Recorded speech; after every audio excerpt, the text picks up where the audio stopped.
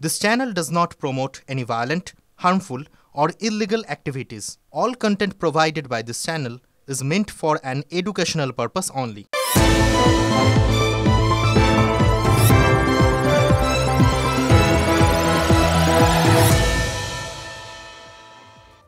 নমস্কার, শুরু করছি super prime time. TV 9 Bangla lima রয়েছে আপনাদের সঙ্গে। আগামীকাল যে খবরের সবচেয়ে বেশি নজর থাকবে, সুপার প্রাইম টাইমের শুরুতে নজর রাখবো সেই খবরে। কালই মেগা বৈঠকে বসছেন অভিষেক বন্দ্যোপাধ্যায়। বৈঠকের তারিখ দুবার বদলেছে, বদল হয়েছে বৈঠকের বহরও। প্রথমে তৃণমূলের অন্দরে শোনা গিয়েছিল শনিবারের ভার্চুয়াল বৈঠকে থাকবেন হাতে গোনা সাংগঠনিক নেতৃত্ব, কিন্তু পরে জানা যায় যে তৃণমূলের প্রায় সর্বস্তরের জনপ্রতিনিধি ও সাংগঠনিক পদাধিকারীকে বৈঠকে যোগ দিতে বলা হয়েছে। হঠাৎ কেন এত বড় করে পৃথক বৈঠক করছেন অভিষেক? তবে কি আবার দলের সাংগঠনিক হ্রাস নিজের হাতে নিচ্ছেন তৃণমূলের সর্বভারতীয় সাধারণ সম্পাদক? ভুতুরে ভোটার ইস্যুতে নেতাজি ইন্ডোরের সভাতে কমিটি ঘোষণা করেছিলেন মমতা বন্দ্যোপাধ্যায়। এরপরই বৈঠকে বসেছিল সেই কমিটি, কিন্তু ছিলেন না অভিষেক। সুব্রত বক্সির নেতৃত্বে সেই কমিটির বৈঠকের পরই জানা যায় এ নিয়ে অভিষেক ভার্চুয়াল বৈঠকে বসবেন 15ই মার্চ শনিবার। পরে দোল ও হোলি উৎসবের জন্য বৈঠক 16 তারিখ হবে বলে জানানো হয়েছিল। ফের দলীয় নেতাদের জানিয়ে দেওয়া হয় বৈঠক হবে 15 তারিখেই। শুধু দিন বদল নয়, কয়েকদিনে বদলে গিয়েছে অভিষেক বন্দ্যোপাধ্যায়ের বৈঠকের বহরও। এখন যেটা জানা যাচ্ছে তা দলের সর্বস্তরের নেতা, বিধায়ক, পুরসভার চেয়ারম্যান এবং কাউন্সিলর সবার সঙ্গেই কিন্তু বৈঠক করবেন অভিষেক বন্দ্যোপাধ্যায়। বৈঠকে থাকবেন তৃণমূলের প্রায় সর্বস্তরের জনপ্রতিনিধি ও সাংগঠনিক পদাধিকারীরা। তৃণমূলের অন্দরে তাই স্বাভাবিকভাবে এই ভার্চুয়াল বৈঠক ঘিরে কৌতূহল তুঙ্গে উঠেছে। সবার একটাই প্রশ্ন, কেন এত বড় করে আলাদা বৈঠক করতে হচ্ছে অভিষেককে? শনিবারের বৈঠকে কি বার্তা দেবেন তৃণমূলের সর্বভারতীয় সাধারণ সম্পাদক? তৃণমূল নেতৃত্বের একাংশ মনে করছে ভোটার তালিকা সংক্রান্ত স্ক্রুটনির কাজে সাংগঠনিক ক্ষমতার পাশাপাশি দরকার প্রযুক্তিগত দক্ষতা। পেশাদার সংস্থা আইপ্যাকের ভূমিকার কথা ইন্ডোরের বৈঠকে মনে করিয়ে দিয়েছিলেন মমতা স্বয়ং। তৃণমূলের অনেকের ধারণা সেই বিষয়েই শনিবার বিশদে বলতে পারেন অভিষেক।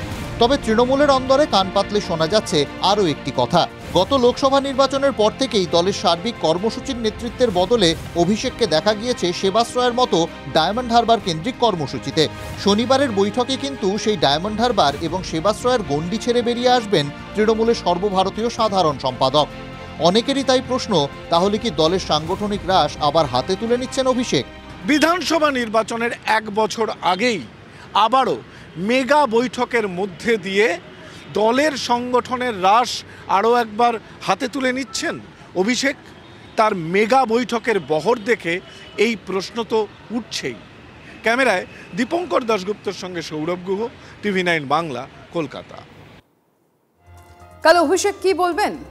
দলের নেতারা যেভাবে কুকথার ফোয়ারা ছোটাচ্ছেন তাতে অভিষেকের অবস্থান কি হবে?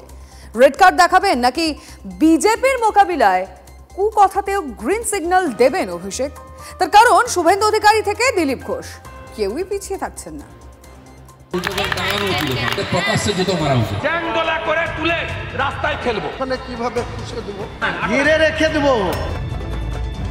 বাংলায় যেন হুমকির হোলি, কুকথার কুস্তি নেতাদের। বিধানসভায় বিজেপি বিধায়করা বারবার সাসপেনশনের মুখে পড়ায় হুমকির ফোয়ারা ছুটিয়েছিলেন বিরোধী দলনেতা। বিমান ব্যানার্জিকে, মমতা ব্যানার্জিকে হারাবো, আর ওদের দলের যে কটা মুসলমান এমএলএ জিতে আসবে, বিজেপি সরকারে আসবে, চ্যাংদোলা করে তুলে রাস্তায় ফেলবো। পরের দিনই পাল্টা মিসাইল তৃণমূল বিধায়ক হুমায়ুন কবিরের, চ্যাংদোলার পাল্টা ঠুসে দেব। আপনাকেই বিধানসভার ভেতরে আপনার যে ঘর, সেই ঘরের বাইরে আপনাকে আমরা বুঝে নেব। ওনাকে ওখানে কিভাবে খুশে দেব সেটাই বোঝাপড়াটা হবে। তো ওনাকে ওখানে কিভাবে খুশে দেব সেটাই বোঝাপড়াটা হবে। হুমায়ুনের পরপরই শিরোনামে গ্রন্থাগার মন্ত্রী সিদ্দিকুল্লাহ চৌধুরী, ঠুসে দেবর পর ঠ্যাং ভাঙব। তার আগে তার ঠ্যাংটাকে ভেঙে দেন যাবে, সেটাই রেখে যায় বন্ধু। কেন কেন এরকম কথা সহ্য করবে কি? তার ঠ্যাংটাকে ভেঙে দেন যাবে, সেটাই রেখে যায়। থামেননি হুমায়ুনও। বুধবার নতুন মিসাইল, মুর্শিদাবাদে গেলেই বিরোধী দলনেতাকে ঘিরে রাখার হুঁশিয়ারি। মুর্শিদাবাদে ওনাকে পাঠিয়ে দেন, আগে থেকে যেন আপনাদেরকে জানিয়ে দেয় যে আমি অমুক টাইমে ঢুকছি। তারপরে আমি আমার ভূমিকা দেখাবো, ঘিরে রেখে দেবো, ওই বক্তব্য প্রত্যাহার করে নিয়ে তবে ছাড়বো। কিন্তু সমগ্র মুসলিম জাতিকে অ্যাটাক করলে আপনার বিরুদ্ধে ঢিল মারলে আপনাকে পাটকেল খেতে হবে। ওর যদি পিতৃ পরিচয় সঠিক থাকে আমাকে ছুঁয়ে দেখতে বলবেন। এই বাকযুদ্ধ চলতে চলতেই বিতর্কের আকাশে উদয় দিলীপ ঘোষের। এবছর শান্তিনিকেতনে সোনাঝুরিতে দোল পালনে নিষেধাজ্ঞা জারি করেছে বন দফতর। সেই নিষেধাজ্ঞা প্রসঙ্গ টেনে দিলীপের নিদান, কোন দাদার মাথায় এটা এসছে যে হোলি খেললে প্রদূষণ হয়, আমি প্রথমবার শুনলাম। তাকে তো উল্টো করে টাঙানো উচিত ওখানে আছে এরকম লোককে, আমি গিয়ে টাঙবো যারা আমাদের উৎসবে ভালো দেবে।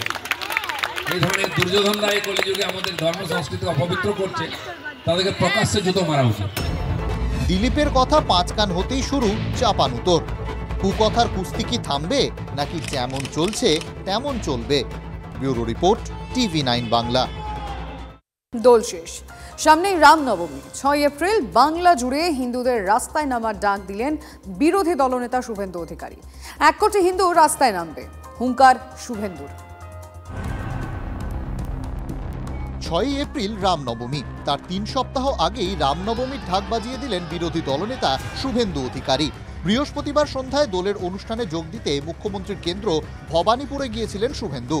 দোলের মঞ্চ থেকে দলীয় নেতাকর্মীদের রামনবমীর হোম টাস্ক দিলেন বিরোধী দলনেতা। ভালো করে রামনবমী করবেন, আমিও থাকবো মাঠে। গতবারে 50 লাখ হিন্দু নেমেছিল, 1000 মিছিল হয়েছিল। এবারে 2000 মিছিল হবে, 1 কোটি হিন্দু রাস্তায় থাকবে, 1 কোটি হিন্দু। রামনবমীর মিছিল নিয়ে প্রতিবারই রাজনৈতিক উত্তাপ চড়ে রাজ্যে। রামনবমীর মিছিলকে কেন্দ্র করে হাওড়া হুগলিতে সংঘর্ষ পর্যন্ত হয়েছে। আপনি রামনবমীর মিছিল করতে গেছেন, অস্ত্র নিয়ে আক্রমণ করতে আপনাকে কে বলেছে? কে অধিকার দিয়েছে? মা দুর্গায় অধিকার দেয়নি। মা দুর্গা অসুর বধ করেছিল। আপনাদের মতো অসুরদের বধ করার জন্য মা দুর্গার প্রয়োজন আছে। অতীতের রেশ টেনেই বৃহস্পতিবার শুভেন্দু বলে দিয়েছেন, কোনো অনুমতি নেবেন না, নো নিড এনি পারমিশন। হিন্দু তার তোহার মানাবে, আমাদের দায়িত্ব শান্তিপূর্ণভাবে করার। আপনি অন্যদের সামলান, বাকিটা আমরা বুঝে নেব। একই সম্মুখ সমরের ভবিষ্যৎবাণী। 6 এপ্রিল শুভেন্দু থাকবেন নন্দীগ্রামে। বিরোধী দলনেতা আগেই ঘোষণা করেছিলেন, রামনবমীর দিন নন্দীগ্রামে রাম মন্দির তৈরির কাজ শুরু হবে। বৃহস্পতিবার নন্দীগ্রামে শহীদ দিবসের মঞ্চ থেকে 6 এপ্রিলের কর্মসূচি ঘোষণা শুভেন্দুর।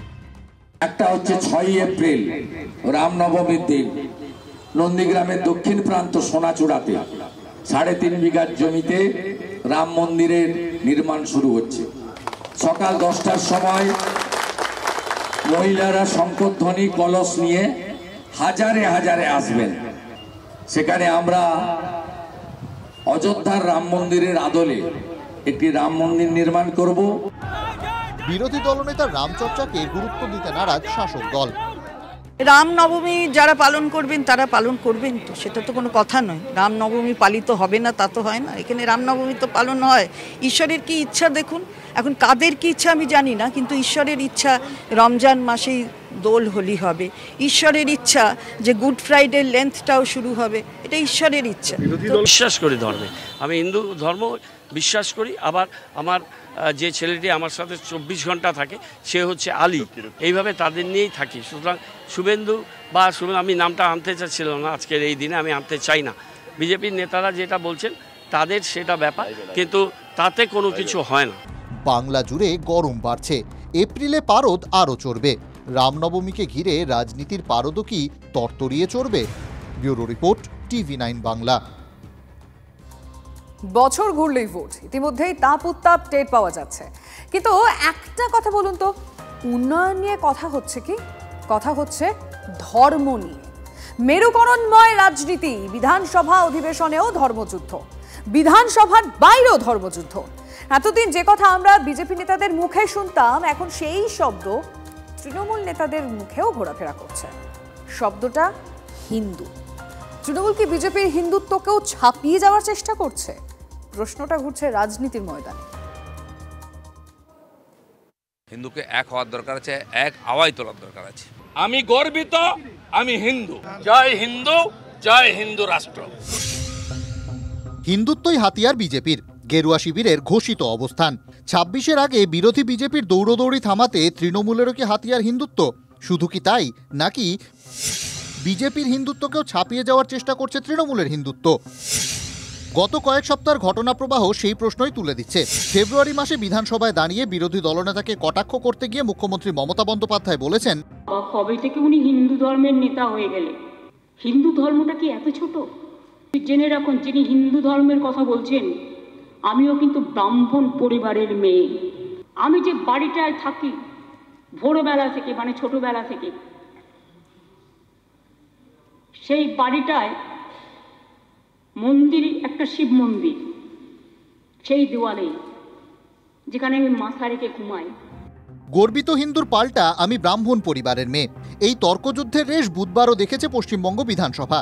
বিজেপিকে নিশানা করে মুখ্যমন্ত্রী বলেছেন, আমি দুর্গাপুজো, কালী পুজো করি, আপনারা সরস্বতী পুজো নিয়ে মিথ্যাচার করেছিলেন, আমি সভায় তথ্য দিয়েছি, আপনারা ধর্মীয় কার্ড খেলেন, আমি একজন হিন্দু, এটা আপনাদের কাছ থেকে সার্টিফিকেট নিতে হবে। আপনারা কেন মুসলমানদের টিকিট দেন না? আমি তো ৭৯% হিন্দুদের টিকিট দেই। হিন্দু ধর্ম রক্ষা করা আমাদের কর্তব্য। মুখ্যমন্ত্রীর ভাষণের ছত্রছত্রে হিন্দু শব্দ। এই প্রবণতা দেখে কটাক্ষের তীর ছুঁড়েছে বিজেপি ও গেরুয়া শিবিরের সমর্থকরা। মমতা ব্যানার্জির রাজনীতিটা হচ্ছে নাটক। স্ট্রেট আমি বলছি, উনি একটা নাটক করেন। আজকের দিনে দাঁড়িয়ে গতকালের ওনার বিধানসভার এন্ট্রি মুসলিম ভোট ব্যাংককে ইনট্যাক্ট রাখার জন্য। বাইরে হিন্দু হিন্দু করার অর্থ হচ্ছে ওনাকে হিন্দু বলতে হচ্ছে, তার কারণ মানুষই এই প্রশ্ন করছে, এ সত্যিই হিন্দু? সবটাই হচ্ছে বিড়াল তপস্বী। আসলে ব্যাপারটা হচ্ছে, বুঝতে পেরেছেন যে হিন্দুরা মমতা বন্দ্যোপাধ্যায়ের বিরুদ্ধে একজোট, তার একমাত্র কারণ তিনি নিজে। যেভাবে ওই যে গরু দুধ দেয় তার লাথি খেতে হয়, যেভাবে তার দুধ এবং লাথি নিজে খেয়েছেন, খান, কিন্তু বাংলার মানুষ সেই লাথি কেন সহ্য করবে? রাবণ জীবনে একবারই গেরুয়া পড়েছিল, আর সেই গেরুয়া দেখে মা সীতা ভুল করেছিলেন। বাংলার জনগণও যদি মা সীতার হয়ে ভুল করেন রাবণের গেরুয়া পড়া দেখে, তাহলে পরে হরণ হবে সীতার হরণ হওয়ার ফলে এত কাণ্ড হয়েছিল। আলটিমেটলি রাবণের বধই হয়েছিল, রাবণের বধ এক্ষেত্রেও হবে। মমতা বন্দ্যোপাধ্যায় নতুন করে কোথাও নামেননি। বিজেপি আপন মনে তালপাতা সেপাইরা ওই রাংতা তলোয়ার নিয়ে লাপালাপি করছে। বিধানসভায় যারা নেই সেই সিপিএম কংগ্রেস বলছে, পশ্চিমবাংলায় রাজনীতির নামে যা হচ্ছে তৃণমূলের রাজত্বে কহতব্য নয়। কে কত বড় ধর্মকে ব্যবহার করে রাজনীতির সিঁড়ি এগোতে পারে তার কম্পিটিশন চলছে। মমতা ব্যানার্জি চেষ্টা করছে, মুসলমানদেরকে যা বুঝানো বুঝিয়েছি, এবারে হিন্দুদেরকে ম্যানেজ করতে হবে। এখন রেষারেষি চলছে কে কারা বড় হিন্দুত্বের লিডার এবং কে হিন্দুদেরকে বেশি প্রোটেক্ট করতে পারে, এই আওয়াজ উঠছে। অ্যাকচুয়ালি কিন্তু এরা মনে প্রাণে হিন্দুদেরকেও ভালো চায় না। আগামী মাসেই দীঘায় জগন্নাথ মন্দিরের দরজা খুলে যাচ্ছে। ৩০ এপ্রিল ধুমধাম করে উদ্বোধনী অনুষ্ঠান হতে চলেছে। ২০ একর জায়গার ওপর ২০০ কোটি টাকার বেশি ব্যয়ে তৈরি হচ্ছে জগন্নাথ মন্দির। শতাধিক পুলিশ নিয়ে নতুন পুলিশ পোস্টও তৈরি হচ্ছে। সব মিলিয়ে সাজো সাজো রব। হিন্দুত্ব হাতিয়ার না হলে হঠাৎ মন্দির কেন? তৃণমূলকে প্রশ্নপত্র বিরোধীদের। Bureau report, TV9 Bangla. একটা প্রশ্নপত্র বিজেপির জন্য রয়েছে। গতকাল সন্ধ্যায় ভবানীপুরে গিয়েছিলেন শুভেন্দু অধিকারী মুখ্যমন্ত্রীর পাড়ায়। আজ সকালে শুভেন্দু ছিলেন নন্দীগ্রামে, যে দুই কেন্দ্র নিয়ে ইদানিং সবচেয়ে বেশি আলোচনা। ২৬-এর ভোটে কোথায় দাঁড়াবেন শুভেন্দু, এর উত্তরে খুঁজছে বাংলার রাজনৈতিক মহল। ২১-এর বিধানসভা ভোটের ঘোষণাও তখন হয়নি, সবে জানুয়ারি মাস। নন্দীগ্রামে দাঁড়িয়ে মনের কথা বলেছিলেন মমতা বন্দ্যোপাধ্যায়। নন্দীগ্রাম সিট এমনিতে এটা জেনারেল সিট, কাজেই কোনো অসুবিধা নেই। এমনকি আমি যদি নন্দীগ্রামে দাঁড়াই কেমন হয় ভাবছিলাম। কথার কথা একটু বললাম, একটু ইচ্ছে হলো, বক্সিকে বলবো নন্দীগ্রামেও আমার নামটা যেন থাকে। শোনা যায় এরপর প্রধানমন্ত্রী নরেন্দ্র মোদীর কাছে নন্দীগ্রামে লড়াইয়ের ইচ্ছে প্রকাশ করেন শুভেন্দু অধিকারী।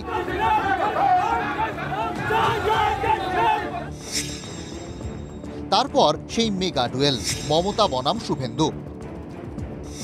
শেষে ১৯৫৬ ভোটে মমতার হার, শুভেন্দুর জয়। 26-এ কোথায় দাঁড়াবেন শুভেন্দু? ভবানীপুর, নন্দীগ্রাম, ভরতপুর? 25-এ সবচেয়ে বড় প্রশ্ন হয়ে দাঁড়িয়েছে এটাই। বুধবার বিধানসভার বাইরে থেকে হুঙ্কার ছুঁড়েছেন শুভেন্দু। আপনাকে ভবানীপুরে হারাবো, আরো 5 বছর হারার যন্ত্রণা বয়ে বেড়াতে হবে, যেভাবে নন্দীগ্রামে হারার যন্ত্রণায় চিৎকার করছেন। তবে কি ভবানীপুরেই দাঁড়াবেন শুভেন্দু? বিজেপির রাজ্য সভাপতি বলেছিলেন, শুভেন্দুবাবু যদি ভবানীপুরে আমাদের কাছে প্রস্তাব দেন দলের কাছে যে মমতা বন্দ্যোপাধ্যায়ের বিরুদ্ধে দাঁড়াবেন উনি, আমরা অবশ্যই সেই প্রস্তাবকে সাদরে গ্রহণ করব। এর মধ্যেই বৃহস্পতিবার শুভেন্দুকে চ্যালেঞ্জ ছুড়ে দিয়েছেন তৃণমূল বিধায়ক হুমায়ুন কবির। মুর্শিদাবাদের ভরতপুরে দাঁড়ানোর চ্যালেঞ্জ। উনিও এত বড় লিডার, তো গোটা রাজ্যের সব জায়গায় লড়তে পারেন, তো ভবানীপুরেও লড়ুন, মমতা ব্যানার্জির কাছে হারবেন। আর আমার ভরতপুরে আসুন, ওখানে হিন্দু হিন্দু করে দেখুন, টোটাল হিসাব 2,62,000 ভোট আছে। 50% হিন্দু আছে, 50% মুসলিম আছে। আমি তো 43,000 ভোটে জিতেছি 2021-এ। শুভেন্দুকে আসতে বলুন, 50,000 ভোটে হারবো। তা নিয়ে অবশ্য পাত্তা দিতে চাননি শুভেন্দু। কেন রাধা মাধবের সামনে জায়গা খারাপ করছেন? এইসব নাম কেন বলছেন? তাৎপর্যপূর্ণভাবে দোলের দিনই নন্দীগ্রামবাসীকে শুভেন্দু বলেছেন, আগামী 2রা মে আপনারা যাকে হারিয়ে যাকে জিতিয়েছিলেন সেই শুভেন্দু অধিকারী, তার এমএলএ হিসাবে এই পর্বে 4 বছর পূর্তি হচ্ছে। আমি গত 4 বছর আমার সীমাবদ্ধ ক্ষমতায় কি উন্নয়ন কোথায় করতে পেরেছি, আমার বিধায়কের টাকা কোথায় খরচ হয়েছে তার হিসাব দেব। আমি বই ছাপিয়েছি। 2রা মে 4 বছরের পারফরমেন্সের হিসেব দেবেন এমএলএ শুভেন্দু। 26-এ না দাঁড়ালে 25-এ রিপোর্ট কার্ডই বা দেবেন কেন? প্রশ্ন রাজনৈতিক মহলের। Bureau report, TV9 Bangla. রঙের উৎসবের রক্তের হোলি, ফের রক্তে ভিজল ব্যারাকপুর শিল্পাঞ্চলের মাটি। টিটাগড়ে তৃণমূল কাউন্সিলরের ঘনিষ্ঠকে রং খেলার অছিলায় কুপিয়ে খুন। এলোপাথারি চপ্পরের কোপ। অভিযুক্ত পবন রাজভরকে গ্রেফতার করেছে পুলিশ। রঙের উৎসবে ঝরল রক্ত, ঝরল প্রাণ। ফের রক্তে ভিজল ব্যারাকপুর শিল্পাঞ্চলের মাটি। টিটাগড়ে টিএমসিপি সদস্যকে রং খেলার অছিলায় কুপিয়ে খুন। অভিযুক্ত সদ্য জেল থেকে ছাড়া পাওয়া আসামি। পুলিশ সূত্রে দাবি, বহুদিন ধরেই অভিযুক্ত পবন রাজভরের টার্গেট ছিলেন তৃণমূল কাউন্সিলর ঘনিষ্ঠ টিএমসিপি সদস্য অমর চৌধুরী। স্থানীয়দের অভিযোগ, দোলের দিন রং খেলার অছিলায় অমরের সঙ্গে বচসা বাঁধায় পবন রাজভর। পরে স্থানীয়রা তাকে সরিয়ে দেয়। প্রত্যক্ষদর্শীদের দাবি, এরপর জয়শ্রী কেমিক্যালসের সামনে পবন রাজভর ও 2 শাগরেদ রাজ ও কানাই তিওয়ারিকে সঙ্গে নিয়ে চপার নিয়ে চড়াও হয় অমরের ওপর। গলা ও পেটে এলোপাথারি কোপ মারতে থাকে পবন। একটু ঝুট ঝামেলা মধ্যে হয়েছে, তারপরে ওখানে দিয়ে যদি এগেন্স্ট পার্টি যদি মানে ওরা ভেবেছে কি আমি যদি কোনো খার ফার থাকে, দুশ্মনী থাকে, এমনি কিছু হতে পারে, যার জন্য ওকে মারা হয়েছে। রক্তাক্ত অবস্থায় অমর চৌধুরীকে উদ্ধার করে প্রথমে বিএন বসু হাসপাতালে নিয়ে যাওয়া হয়। সেখান থেকে আরজিকর মেডিকেলে নিয়ে যাওয়া হলে মৃত বলে ঘোষণা করেন চিকিৎসকরা। 31 ডিসেম্বর আমরা জানি না, 31 শুনেছি ওদের মধ্যে ঝামেলা হয়েছিল কিছু। আকাশ গিয়েছিল ঝামেলা ছাড়াতে, কারো ঝামেলা, তো ওদেরকে ছেড়ে আকাশকে ইট পাথর দিয়ে পুরো মেরে এইসব ফাটিয়ে ফুটিয়ে দিয়েছিল, মুখ ফুক সব মেরেছিল। হ্যাঁ, তখনই ধমকি দিয়েছিল কি তোকে তোর মার্ডার করে দেবো। আমরা ওকে ধরেছে, আর পবন ওকে ছুরি দিয়ে মারছে। শুধু কে দুজন ধরেছিল? ওই কানাই তিওয়ারি ছিল আর একটা রাজ তিওয়ারি, আর পবন মারছিল, মানে হাত ধরেছিল, আর পবন এখানে ছুরি নিয়ে ওকে মারছিল। হ্যাঁ, এইরকম করে একজন এখানে ধরেছিল, আর পবন সামনে দিয়ে অ্যাটাক করেছিল। মেরে দেবো ওকে চমকাচ্ছিল অমর চৌধুরীকে, উলভাল বলছিল। ওরা কথা কাটাকাটি করেছে, তখন ওরা গুরুত্ব দাও। হ্যাঁ, শান্তি করে ওরা চলে গেছে। তারপরে ঝামেলাটা পুরো শান্ত হয়ে গেছিল। তখন অমর চৌধুরী ওদের পাড়ার দিকে একটু গেছিল, কিন্তু গান টান বন্ধ হয়ে গেছিল, কেউ খেয়াল করিনি হয়ে গেছে। হঠাৎ এ দেখছে আর 2টো ছেলে ওকে ধরে, 3 জন ছিল, তার মধ্যে 2 জন ওই যে পবন বলে ছেলেটা আছে, ও ছুরি দিয়ে ওর পেটে মেরেছে, গলায় মেরেছে। তারপরে ও ছাড়িয়েছে, ও নিজে থেকে হেঁটে ওইখান দিয়ে অবধি এসেছে। অভিযুক্ত পবন রাজভরকে গ্রেফতার করেছে পুলিশ। এলাকা দখল নিয়ে পুরনো শত্রুতার জেরেই রং খেলার অছিলায় অমরকে খুন করা হয়েছে বলে পুলিশ সূত্রে খবর। অমর চৌধুরী খুনের ঘটনার পর থমথমে এলাকা টিটাগড়, থমথমে ব্যারাকপুর। আগামীকাল হোলি উৎসব ব্যারাকপুরে, তাই চিন্তায় কপালে ভাঁজ পড়েছে প্রশাসনে। অনন্ত চট্টোপাধ্যায় ও সৌরভ দত্তের রিপোর্ট, TV9 বাংলা।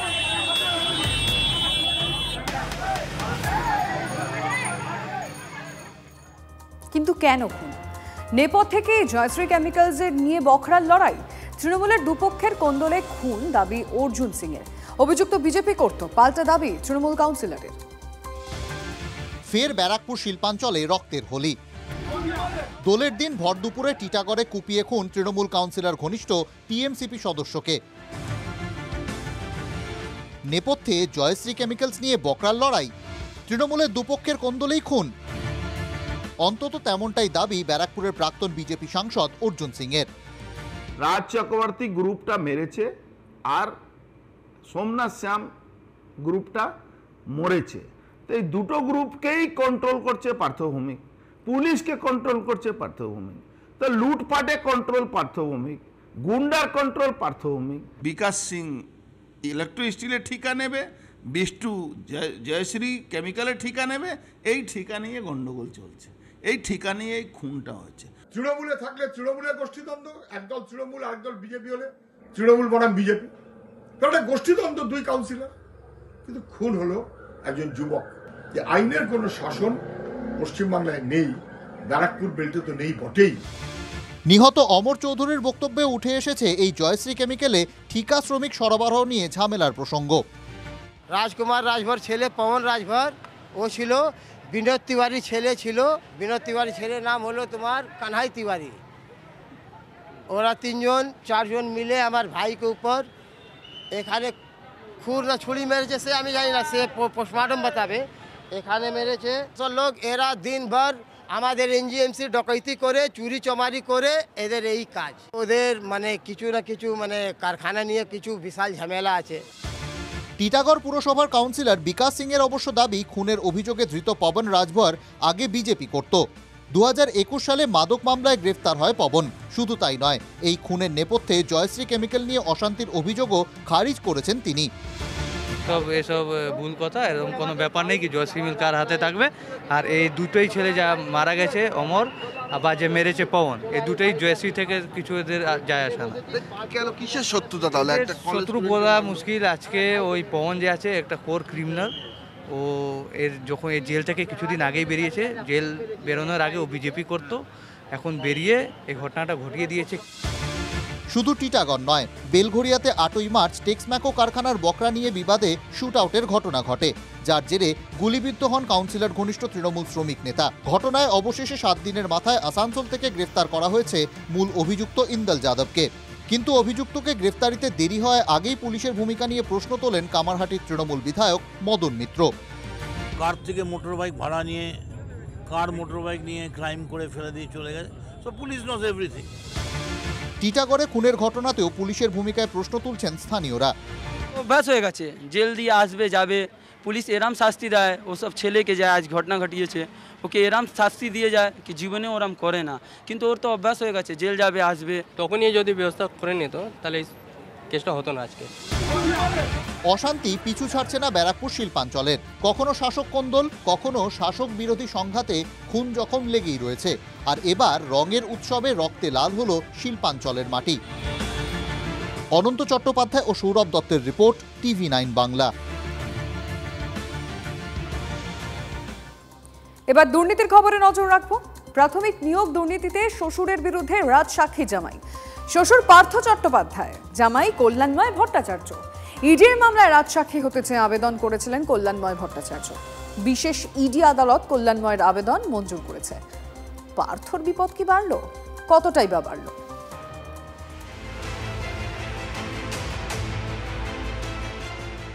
অর্পিতা মুখোপাধ্যায়ের ফ্ল্যাট থেকে উদ্ধার রাশি রাশি নগদ টাকাই বুঝিয়ে দিয়েছিল প্রাথমিক নিয়োগ দুর্নীতির শিকড় কতটা গভীর। এরপর একে একে গ্রেফতার হন শিক্ষামন্ত্রী পার্থ চট্টোপাধ্যায় থেকে শুরু করে রাজ্যের শিক্ষা জগতের অনেক আমিরমরাও। পিংলার একটি বেসরকারি স্কুলের সূত্র ধরে ইডির সন্দেহের তালিকায় উঠে আসেন পার্থর মেয়ে ও জামাইও।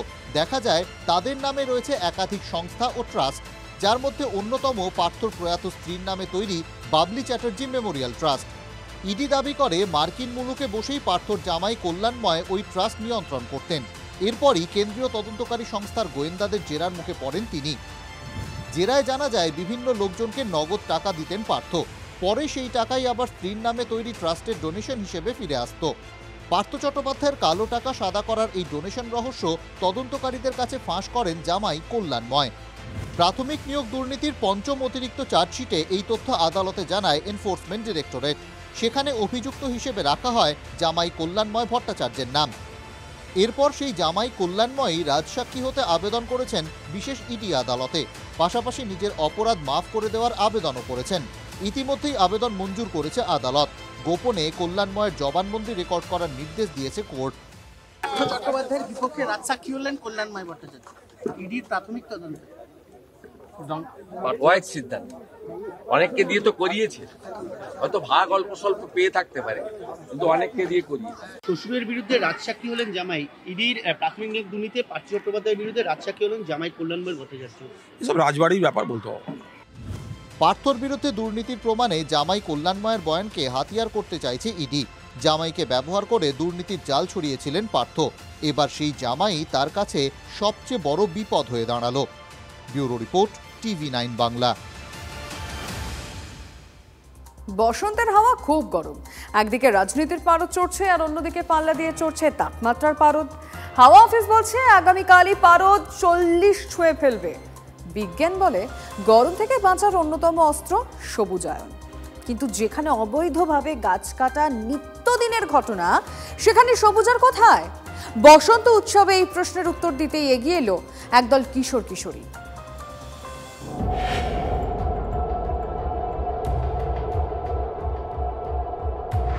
গত বছর ঘূর্ণিঝড় দানা বঙ্গোপসাগর থেকে তীব্র গতিতে এগিয়ে আসছিল ওড়িশার দিকে। ব্যাপক ক্ষয়ক্ষতির আশঙ্কা করেছিলেন সবাই, কিন্তু দানার ঝাপটা ওড়িশার ধামরাকে খুব বেশি টলাতে পারেনি। কোন ম্যাজিকে?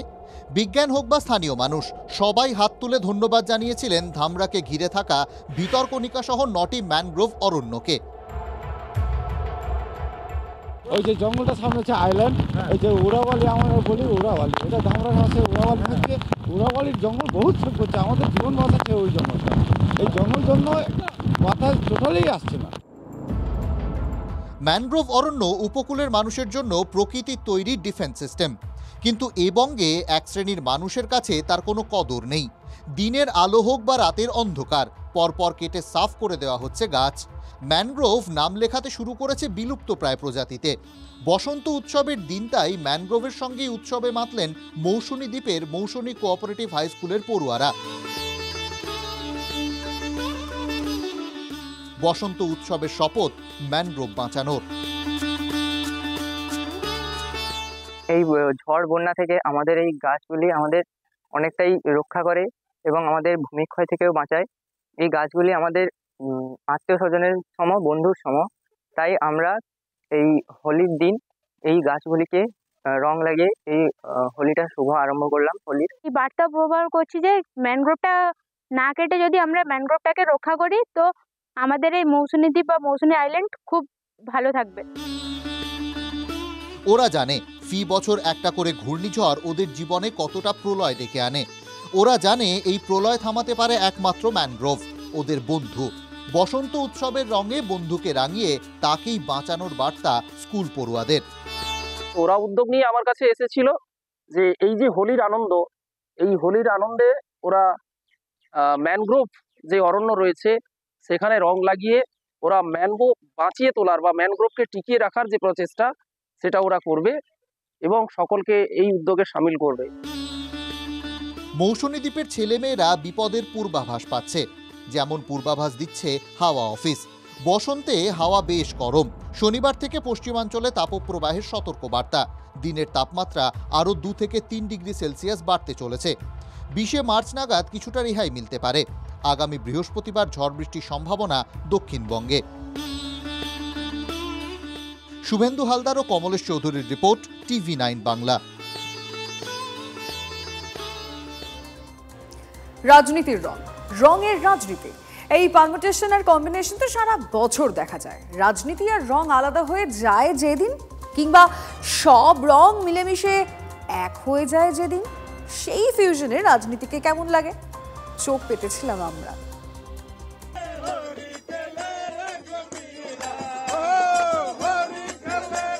যোগী আদিত্যনাথ ভারতের রাজনীতির অন্যতম উল্লেখযোগ্য চরিত্র। গেরুয়া পরেন, গেরুয়া রাজনীতি করেন। যোগীর পরনে অন্য রং কেমন লাগে, যাদের মনে এই কৌতূহল ছিল তার নিরসন হয়ে গেল দোল পূর্ণিমায়। হোলিকা দহন পালন করতে গোরখনাথ মঠে গিয়েছিলেন প্রধান মহন্ত আদিত্যনাথ। যোগীর মাথায় রং বেরঙের পাগড়ি দেখা গেল, ভক্তদের নানা রঙের আবিরে রাঙিয়েও দিলেন। কিন্তু বক্তব্য রাখার সময় রাজনৈতিক লাইন ও রং দুটিতেই কোনো ভুলচুক নেই। শিবরাত্রির তিথিতেই শেষ হয়েছে কুম্ভ মেলা, যোগী দোল পূর্ণিমার তিথিতেও ফিরিয়ে আনলেন কুম্ভের প্রসঙ্গ।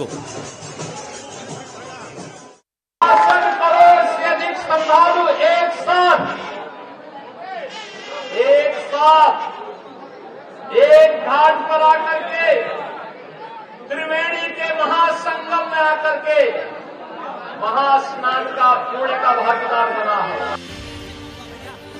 যোগীর রাজনৈতিক প্রতিপক্ষ অখিলেশ যাদব সপা সুপ্রিমো হোলি খেললেন, এটাও হয় দলীয় কর্মীদের সঙ্গে।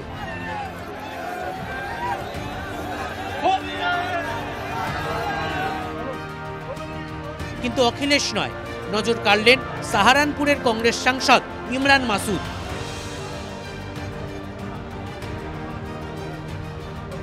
রমজানের দ্বিতীয় জুম্মায় হোলি খেলে সম্প্রীতির বার্তা দিলেন কংগ্রেস সাংসদ।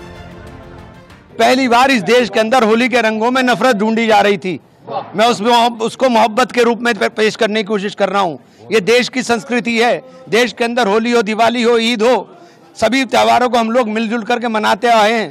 हम लोगों ने हमेशा मिलजुल करके इस संस्कृति को जिंदा रखने का काम किया है। दिवाली के ऊपर मेरा घर पूरी तरह से हमेशा सजता है। उत्तर प्रदेशेर संभाले जुम्माय होली निये कम उत्तेजना हयनि, कड़ा पुलिशी निरापत्तार व्यवस्था करा हयेछिल।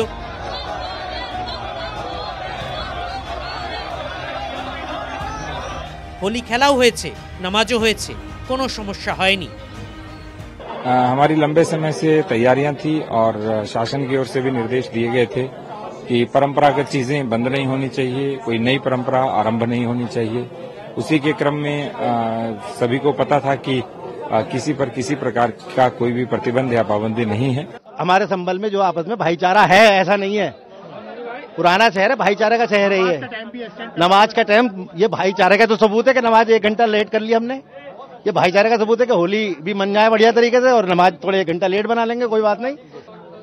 बहुत अच्छी नमाज हुई पुरसुकून के साथ, और आप सब लोगों को होली की हार्दिक बधाई, शुभकामनाएं। प्रशासन का बहुत अच्छा वातावरण रहा। और इसके साथ एक शेर करना चाहूंगा, मेरे मस्तक मेरी जन्नत को सलामत रखना, मेरे मस्तक मेरी जन्नत को सलामत रखना, मेरे मौला मेरे भारत को सलामत रखना। लखनऊ निয়েও দুশ্চিন্তায় ছিল যোগী সরকার, কড়া নিরাপত্তার ব্যবস্থাও করা হয়েছিল। লখনউয়ের অলিগলিতে নজর রাখতে ড্রোন উড়িয়েছিল পুলিশ। শেষ পর্যন্ত সব মিটেছে সৌহার্দ্যের বাতাবরণেই। লখনউয়ে হোলির শোভাযাত্রায় পুষ্পবৃষ্টি পর্যন্ত করেন সংখ্যালঘু সম্প্রদায়ের মানুষ। উত্তরপ্রদেশের পাশের রাজ্য বিহার জুম্মায় হোলি নিয়ে পাটনাতে উদ্বিগ্ন ছিল প্রশাসন। কড়া নিরাপত্তার ব্যবস্থা করা হয়েছিল, অপ্রীতিকর কিছু ঘটেনি। কেন্দ্রীয় মন্ত্রী চিরাগ পাসওয়ান আশাবাদী হোলির মতোই নির্বিঘ্নে ভোট বৈতরণীও পেরিয়ে যাবে এনডিএ জোট।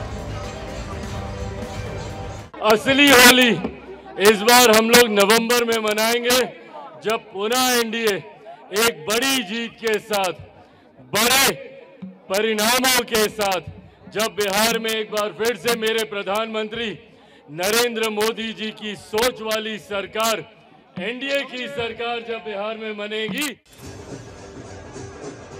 দোল পূর্ণিমায় মানুষের হোলিতে অংশ নিলেন রাজনীতিকরা। নভেম্বরে কি রাজনীতির হোলিতে অংশ নেবেন মানুষ? কৌতূহল রইল। Bureau report, TV9 Bangla. মাতল যে ভুবন, দেশ মহাদেশের সীমানা ছড়িয়ে রঙের বার্তা ছড়িয়ে পড়ল বিশ্বজুড়ে। বিশ্বের বিভিন্ন দেশে পালিত হলো রঙের উৎসব। আন্তর্জাতিক কূটনীতিতেও লাগলো রঙের ছোঁয়া। সব উৎসবেরই একটা নিজস্ব রং থাকে, ব্যতিক্রম হোলি। হোলিতে রংটাই উৎসব, রঙের উৎসব। কাঠমান্ডু প্রচলিত ধর্মবিশ্বাস বলে স্বয়ং পশুপতিনাথ এই শহরে বিশ্রাম নিচ্ছেন। আধ্যাত্মিকতা ও প্রকৃতির টানে নেপালে আসেন বহু পর্যটক, আসেন পর্বতারোহী থেকে বুদ্ধ অনুরাগী সকলেই। প্রত্যেকের মর্মপটেই নেপালের একটা দৃশ্য আঁকা রয়েছে, কিন্তু দোল পূর্ণিমার দুপুরে কাঠমান্ডুর রাজপথ যে রূপে ধরা দিল সেই দৃশ্য দেখেনি কেউ।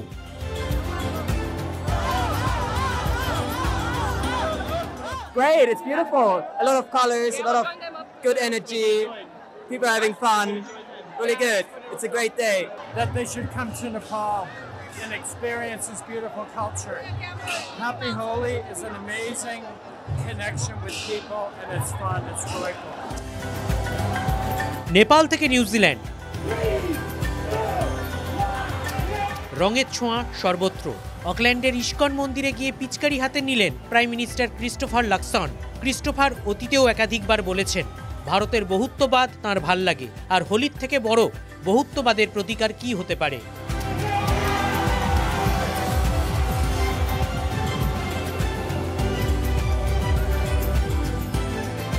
আন্তর্জাতিক কূটনীতিতেও লেগেছে রঙের ছোঁয়া। সোশ্যাল মিডিয়ায় মার্কিন দূতাবাসের পক্ষ থেকে হোলির শুভেচ্ছা জানানো হয়েছে। ভারতীয়দের জন্য হোলির বিশেষ শুভেচ্ছা ভিডিও প্রকাশ করেছে ইসরায়েলের দূতাবাস।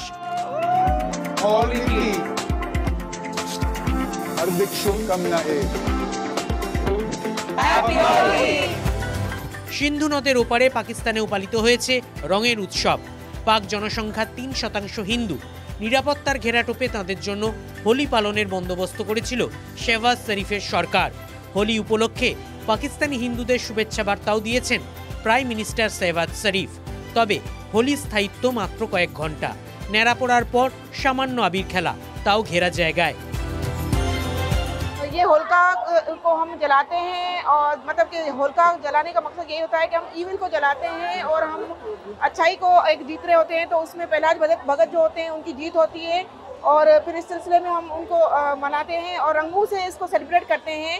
ताकि और रंगों का मतलब ये नहीं है कि सिर्फ होली में हम रंग खेल रहे हैं, इसका मतलब ये भी होता है हम एक दूसरे से जो हमारे दिल में नफरत है, जो हमारे दिल में इविल्स हैं या इविल आइज जो है उनको हम डिस्ट्रॉय करते हैं और अपने रंगों से उसको संवारते हैं, रंगों से उसको निकालते हैं। अब चूंकि ये पिछली 1-2 दफ़ा ऐसे भी हुआ है, रमज़ान के महीने के साथ आता है या पहले भी ऐसे होता रहा है, तो रमज़ान का महीना उसका तकद्दुस बिल्कुल बहरहाल रखना है और हमने रखा है।